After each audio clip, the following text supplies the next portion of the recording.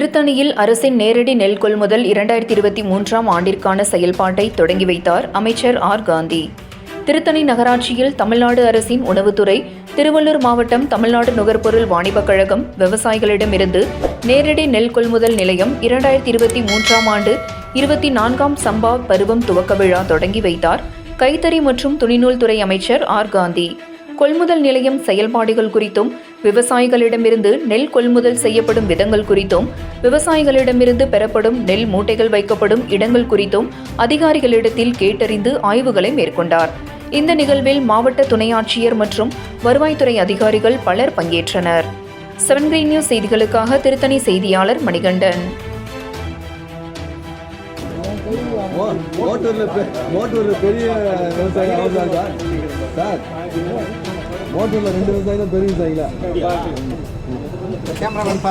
Sir? Sir sir எப்பா sir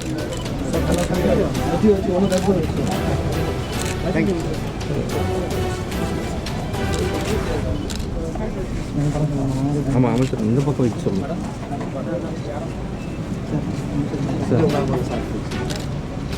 sir. Sir அப்படியே இருங்க சார்.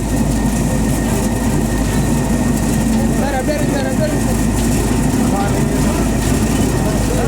நீங்கள் கையெடுத்துங்க. நீங்கள் கையெடுங்க. நீங்கள் கையெடுங்க. ஓகேண்ணா.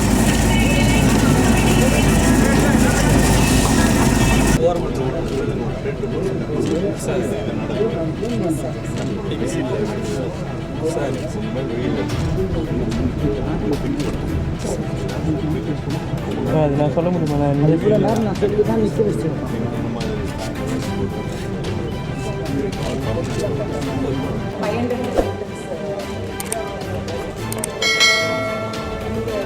டிஎன்சிஎஸ்க்கு வந்து நம்ம ரிட்டைல் மார்க்கெட்டிங் வேளாண் விற்பனை துறை அவங்க வந்து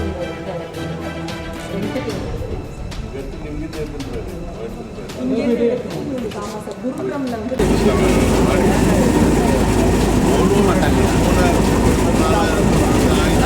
சார் ஒரு டிஃப்ரெண்ட் சென்டர்ஸ் அப்போ எப்படி அதான் சார். இப்போ இந்த திருத்தணி பொறுத்த வரைக்கும் சார் வந்து 763 ஏக்கர் தான் சார் பாடியே வந்து